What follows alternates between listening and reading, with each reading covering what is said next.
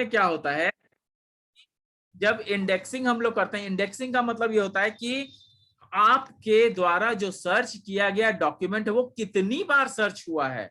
एक बार सर्च हुआ है, 2 बार सर्च हुआ है, 10 बार सर्च हुआ है। सपोज कीजिए कि आपके द्वारा सर्च किया हुआ वर्ड जो है 10 बार जो है वो क्या हुआ है, सर्च किया गया है। तो कोई चीज 10 बार जो सर्च किया गया है और उस कोई दूसरी चीज जो कि 9 बार किया हुआ है, कोई तीसरी चीज जो कि 7 बार किया हुआ है, तो उसी के अनुसार इंडेक्सिंग होता है। इंडेक्सिंग का मतलब होता है कि एक आपका कंटेंट बना लेना। आप देखते हो कभी किताब खरीदते हो तो उसमें इंडेक्स पेज होता है ना, या कॉपी खरीदते हो तो उसमें इंडेक्स होता है।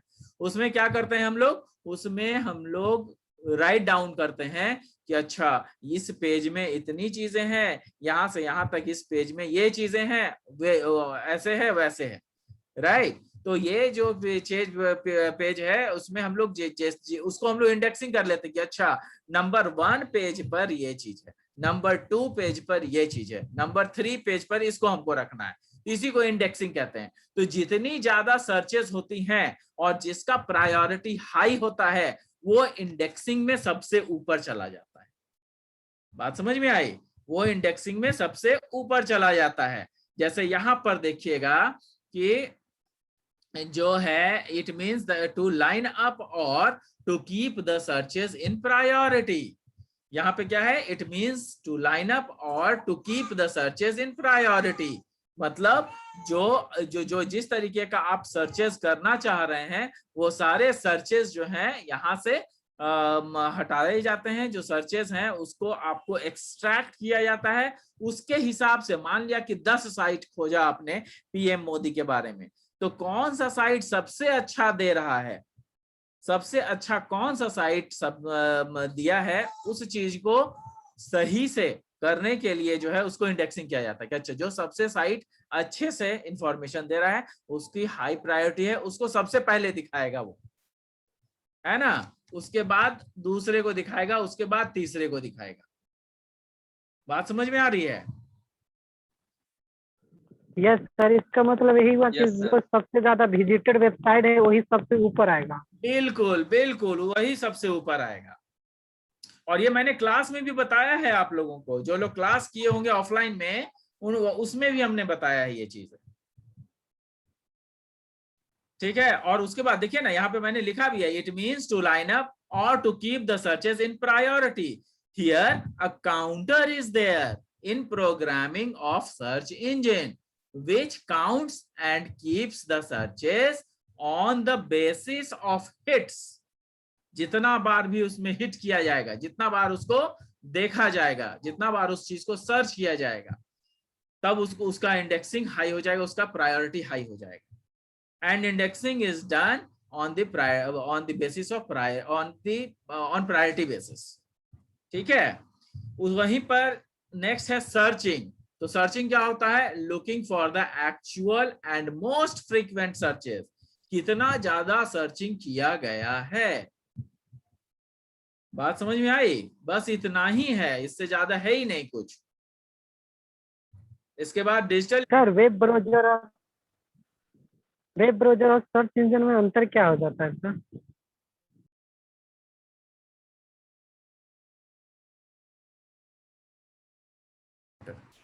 हाँ बोलिए। सर वेब ब्राउजर और सर्च इंजन में क्या अंतर होता है सर? हाँ, वेब ब्राउजर क्या होता है, वेब ब्राउजर जो है जैसे आपका इंटरनेट एक्सप्लोरर हो गया, जैसे आपका ये मोजिला फायरफॉक्स हो गया, जैसे आपका गूगल क्रोम हो गया, तो ये सब ब्राउजर है। ब्राउजर जिसके जरिए हम लोग दूसरे दूसरे चीजों को ध्यान में रखते हैं। ये देखिए शिवेंद्र कुमार जो है उसमें लिख रहे हैं, इनको पढ़ने से कोई मतलब नहीं है शिवेंद्र कुमार को। सर अंतर क्या हुआ सर्च इंजन और ब्राउजर में? हाँ, ब्राउजर में अंतर ये हुआ कि ब्राउजर जो है ये डिफरेंट ब्राउजर जिसके जरिए हम लोग इंटरनेट से कनेक्ट हो सकते हैं, लेकिन जो आपका ये होता है सर्च इंजिन्स वगैरह जो होते हैं वो सब पर्टिकुलर किसी न किसी कंपनी के द्वारा बनाए हुए हैं, जैसे कि गूगल, याहू, रेडिफ, ये सब पे सर्चिंग टेक्निक दिया गया है ना। तो ये अलग चीज है और ब्राउजर बिल्कुल अलग चीज है। ब्राउजर से आप बहुत सारा अलग अलग डिफरेंट साइट खोल सकते हो, लेकिन सर्च इंजन से क्या कर सकते हो, उन्हीं पर्टिकुलर साइट में से कोई एक पर्टिकुलर चीज जो आप चाहते हो वो खुलता है। हाँ बोलिए, पूछिए। सर सर ब्राउजर और यूसी ब्राउजर एक ही हुआ सर क्या सर? क्या क्या बोल रहे हैं? इंडिया ब्राउजर के और पास यूसी ब्राउजर। दो लोग बोल रहे हैं, दो लोग बोल रहे हैं एक ही साथ, तो नहीं सुनाई पड़ रहा। दो लोग एक ही। इंडिया के पास अपना सर नहीं है। एक मिनट, आपकी बातें समझ में ठीक से नहीं आ रही हैं। मैं आप सभी लोगों को अनम्यूट, आप लोग को म्यूट कर रहा हूं। एक बंदा जो आप लोगों को जो भी वो पूछना चाहता है वो अनम्यूट करे बस, और उसके बाद फिर वो म्यूट कर ले। सर ब्राउजर और यूसी ब्राउजर दोनों एक ही हुआ क्या सर? नहीं, ब्राउजर यूसी ब्राउजर एक तरह का है। जैसे कि गूगल क्रोम हुआ, उसी तरीके से यूसी ब्राउजर हुआ, उसी तरीके से इंटरनेट एक्सप्लोरर हुआ। तो ये अलग अलग ब्राउजर्स के नाम हैं, अलग अलग ब्राउजर्स हैं जिनको कि आप अपने कंप्यूटर या मोबाइल फोन में इंस्टॉल कर सकते हैं और अलग अलग तरीके से इनको यूज कर सकते हैं। जबकि मतलब UC browser is a kind of browser, ठीक है। और ब्राउजर क्या होता है? यूसी बाकी जितने भी है, ओपेरा हो गया, इंटरनेट एक्सप्लोरर हो गया, ये सब ब्राउजर्स हैं। गूगल क्रोम हो गया। हाँ, गूगल क्रोम हो गया। और किसी को पूछना है? जिसको नहीं पूछना है विंडोज वे 10 लोग, में sir Google Chrome UC browser ऐसा चला सकते हैं सर? विंडोज 10 में सब ये सब चल सकता है सब सर? सब सब चल सकता है, ये सब चल सकता है। सर HTML के बारे में बता दीजिए ना कुछ। HTML का मेरा वीडियो देखे हैं आप लोग? यस सर, देखे हैं। मतलब अभी थोड़ा सा एक्सप्लेन, मतलब HTML करता क्या है? HTML जैसे ब्राउजर जो है ना, जैसे ब्राउजर में हम लोग खोलते क्या है, विंडोज खुल जाता है। तो एक विंडो खुलता है, एक विंडो खुलता है, और उसको जो है हम लोग करते हैं। तो हम लोग सिंपली, आप देखिएगा कि मैंने आपको करके भी बताया है, सिंपली जो आपका ये जो माइक्रोसॉफ्ट में ये सॉरी विंडोज में आप लोगों को दिया जाता है। आप लोगों को मेरा स्क्रीन दिख रहा है कि नहीं दिख रहा है? दिख रहा है ना? Yes sir. तो मैं यहाँ पे आपको दिखा रहा हूँ, यहाँ पे मैं आपको शो कर रहा हूँ। नोटपैड आपने देखा होगा, कई लोगों के पास, जिनके पास कंप्यूटर होगा उसमें नोटपैड होता है, राइट? तो इस तरीके से नोटपैड होता है, इसी में हम लोग प्रोग्राम लिखते हैं, समझे? प्रोग्राम जो है इसी में हम लोग लिखते हैं, और इस जब स्टोर करते हैं तो उस फाइल को है .html के नाम से स्टोर कर देते हैं, समझे? इसमें प्रोग्रामिंग कुछ लिख दिए, और प्रोग्रामिंग लिखने के बाद जो है उसमें हम लोग .html के नाम से स्टोर करते हैं। आप मेरे वीडियोस को देखिए, जो वीडियोस मैंने भेजे हैं उसको देखिए, बहुत सही तरीके से उसमें मैंने एक्सप्लेन किया है कैसे आपको खोलना है, कैसे उसमें कोड्स लिखने हैं, किस तरीके से HTML टैग होता है, कौन कौन सा टैग इंपॉर्टेंट टैग्स है, कैसे आप लोग जो है प्रिंट कराते हैं, चीज मैंने उसमें दिया हुआ है, उसको आप ध्यान से देखिए, ठीक है? और किसी को कुछ पूछना है? अच्छा, ये चीज याद रखिएगा कि जो मैंने आपको अभी मैं आप लोगों को प्रोवाइड नहीं किया हूं इंपॉर्टेंट क्वेश्चंस, ठीक है? जो पेपर जो सेट वगैरह होता है वो हम ही लोगों के द्वारा सेट होता है। तो कुछ इंपॉर्टेंट ऐसे क्वेश्चन है जो कि मैं दूंगा, अभी और दूंगा, एक बार सिलेबस खत्म हो जाएगा उसके बाद दूंगा मैं। तो उस पर आप लोग ज्यादा ध्यान दे दीजिएगा, बस इतना ही कहना है मुझे। उसको आप लोग देख के जाइएगा। Okay sir. हाँ, ऐसे मैं कुछ आप लोगों को अभी जो मैंने कुछ और भी भेजा है आप लोगों को। मैंने जो है आप लोगों को दे दिया है, ऑब्जेक्टिव क्वेश्चन दिया हुआ है, कुछ एग्जाम के वीडियो से इम्पोर्टेंट है सर। क्या बोल रहे हैं? एग्जाम के व्यू से इम्पोर्टेंट क्वेश्चन है वो। एग्जाम के व्यू से भी इम्पोर्टेंट है, मतलब कुछ इम्पोर्टेंट तो है, कुछ आपके लिए नॉलेज के लिए भी है। मैं लास्ट में एक और मैं वीडियो बनाऊंगा जो कि इम्पोर्टेंट क्वेश्चन का वीडियो बनाऊंगा, वो भी आप लोग कर लीजिएगा। कहने का मतलब ये है। Okay sir. ठीक है, और किसी को कोई प्रॉब्लम है पूछिए। सर यूनिक्स एंड लिनक्स के बारे में, हाँ बोलिए। सर यूनिक्स एंड लिनक्स के बारे में बताइए ना। यूनिक्स सर और उसका लिनक्स, वीडियो देख लो ना। यूनिक्स और लिनक्स के बारे में पूरा वीडियो मैंने दिया हुआ है बाबू। कोई दिक्कत है तो पूछो ना कि हाँ सर हमको यहाँ पे ये चीज नहीं समझ में आया। सर अभी बहुत सारे लोग बस वीडियो देखे नहीं, क्वेश्चन पूछने लगते हैं। मतलब जो डाउट रहता है दिक्कत उसको यही है पूछना कि मैंने चाहिए। टोटल 23 वीडियोस अभी तक मैंने भेजे हैं। आप वीडियोस को एक बार नहीं, कम से कम 5 बार देखिए। कोई भी वीडियो को 5 बार से कम मत देखिए, नहीं तो आपको नहीं समझ में आएगा। नया चीज है ना बाबू, नया सब्जेक्ट है आपके लिए। अभी अभी इंजीनियरिंग में घुसे हो और आपको पता ही नहीं कि क्या क्या चीज कंप्यूटर में पढ़ना है। तो इसके लिए आप लोग को क्या करना पड़ेगा, जो वीडियोस आप लोगों को भेजे गए हैं उसको बार बार देखिए, एक बार से समझ में नहीं आएगा। जो चीज नोट्स वगैरह दिया है उसको बार बार पढ़िए। अगर ऐसा नहीं होता तो सब लोग इंजीनियर नहीं बन जाता, सब लोग बन जाता कि नहीं बन जाता। तो थोड़ा तो मेहनत करना पड़ेगा बाबू। सर कैच मेमोरी क्या होता है सर?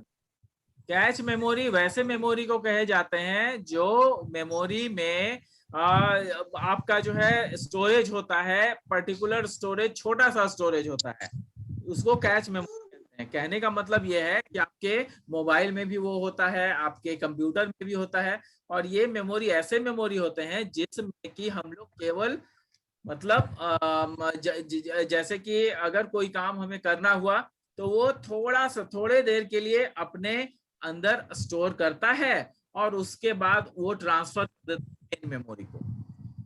मैंने आपको कैच मेमोरी के बारे में भी बताया है। मेमोरी वाला जो मेरा वीडियो है वो देखिए, मेमोरी वाला वीडियो देख लीजिएगा आप लोग। क्या अब बोलिए, आपकी आवाज नहीं आ रही है ठीक से, बोलिए ठीक से। सर हम लोग को कॉलेज पोर्टल भी पढ़ना है क्या? हाँ हाँ पढ़ना है। डिजिटल इंडिया पोर्टल है, डिजिटल इंडिया पोर्टल में ही कॉलेज पोर्टल है। डिजिटल इंडिया पोर्टल समझ जाइए, यहाँ पे सामने आपको दिख रहा होगा डिजिटल इंडिया पोर्टल। क्या होता है कि एक ऐसा वेबसाइट होता है जो कि गवर्नमेंट के द्वारा लॉन्च किया गया है। उसी में आपका कॉलेज का पोर्टल आता है। कॉलेज का पोर्टल मतलब कॉलेज के बारे में सारे इंफॉर्मेशन पोर्टल पे दिए जाते हैं, तो वो कॉलेज पोर्टल कहलाता है। समझे? जैसे डिजिटल इंडिया में क्या हुआ था, डिजिटल इंडिया में हुआ था कि आपके पास, मान लिया कि आपके पास कोई छोटा मोटा रिटेलर है जहां से आप सामान खरीदते हैं, तो जो आपका सामान बेचने वाला है जो आपके एरिया में है उसको आप ही के एरिया के लोग जो हैं वही ना जानेंगे, कोई बाहर का लोग तो नहीं जानेगा उसको।